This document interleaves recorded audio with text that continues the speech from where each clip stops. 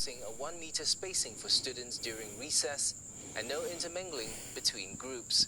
Center-based classes such as for learning and elective programs will be held online instead. Students and staff must also wear masks, not face shields, except for those with special needs or medical conditions.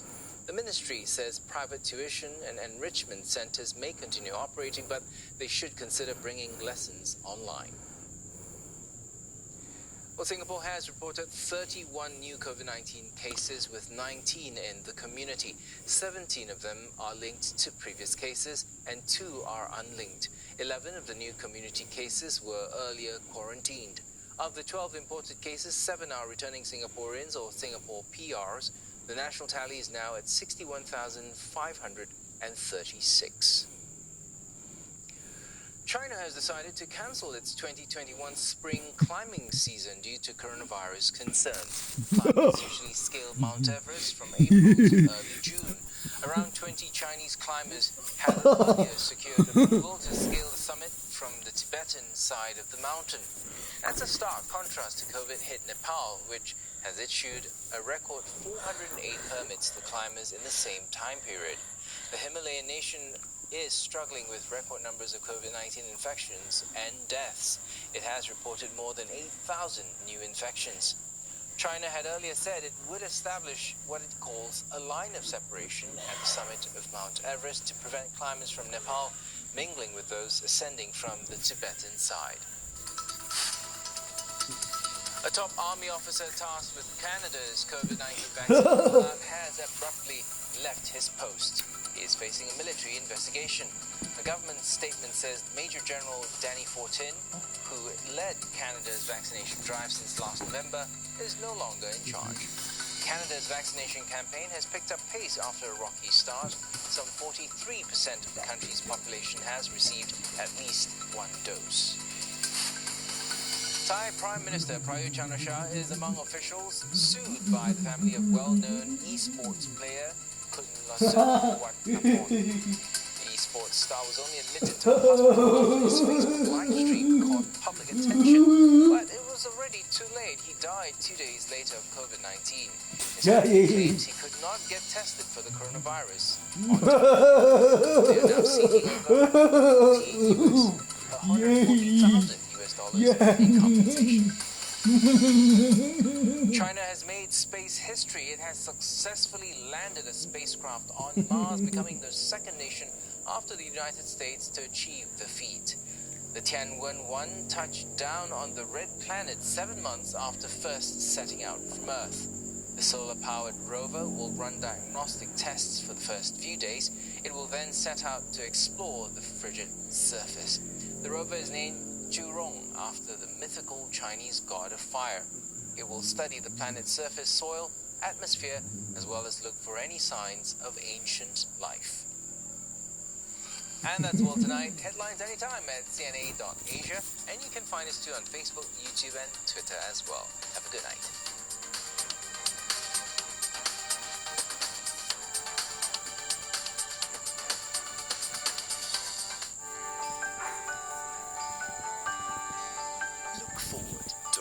Skies. The weather, sponsored by Qatar Airways.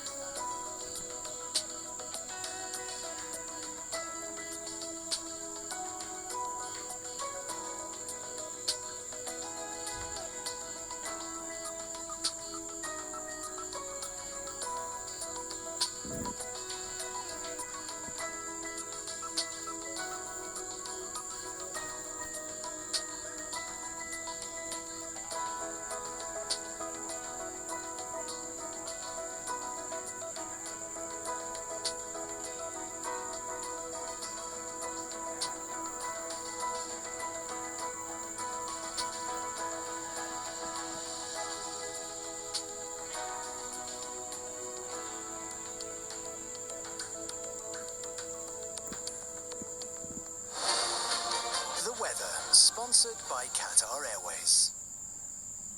From the top stories in Asia A quicker, portable way of testing for COVID-19 in just 5 minutes. to breaking news in the US and Europe, US President-elect Joe Biden is set to formally introduce his top economic team. with an eye on markets opening across the world. Wall Street's major indices all closed the month with double-digit percentage gains. It's the one bulletin that offers you a global perspective. World Tonight, daily on CMA.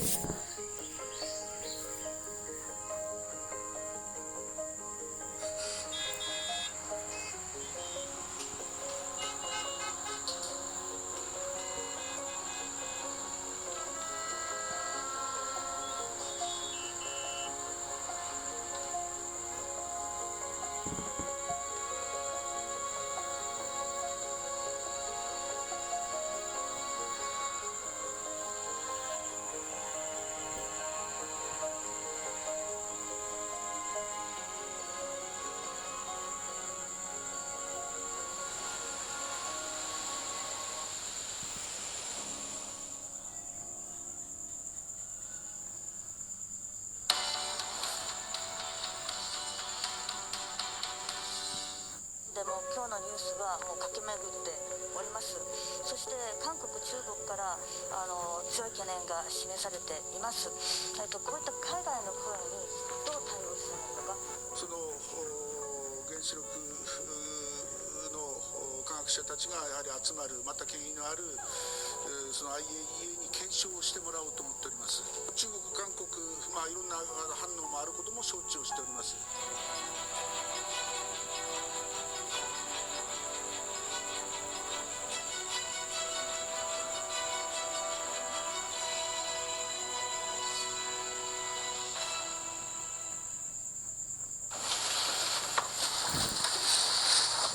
13th of April 2021, Trade Minister Hiroshi Kajiyama had been on a whirlwind trip. He had just arrived in Okuma town from Tokyo. A few hours ago, the Japanese government had made the decision to dump radioactive wastewater from the Fukushima Daiichi nuclear power plant into the sea. 今日は急遽お時間をいただきまして、感謝を申し上げます。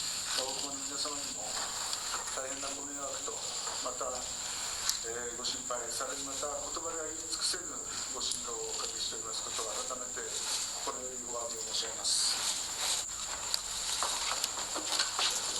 The minister apologized to Jun Yoshida, the mayor of Okuma, saying the decision was a difficult but necessary one in order to move forward the recovery of the region.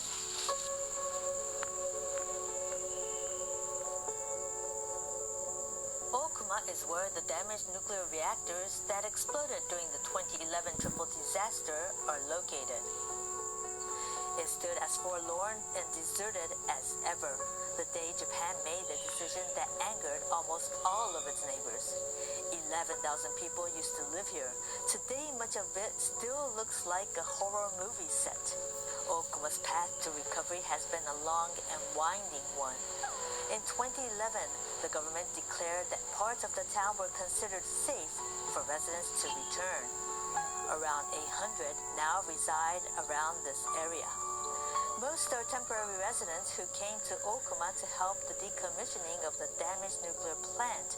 About 300 are former residents who returned to Okuma recently.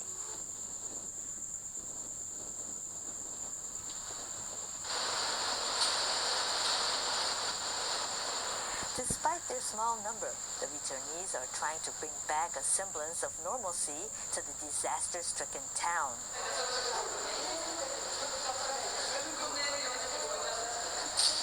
This cafe is owned by a former resident.